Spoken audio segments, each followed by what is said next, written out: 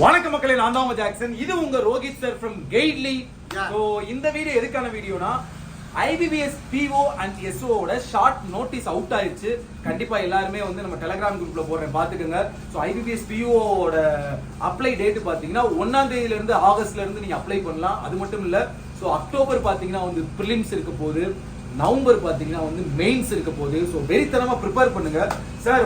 One chilli mistake our people doing always. What is that means? They prepare after prelims. Mains only they prepare after prelims. So that is not good actually, because you need to prepare for the mains from today onwards, because that mains preparation will definitely help you in IBPS PO mains also. So don't waste your time, start preparing rigorously, focus on your IBPS RRB PO as well as IBPS PO also. Hey sir, so நீங்கள் வந்து பார்த்தீங்கன்னா வந்து prelims prepare பண்ணும்போதே மெயின்ஸும் prepare பண்ணுங்க.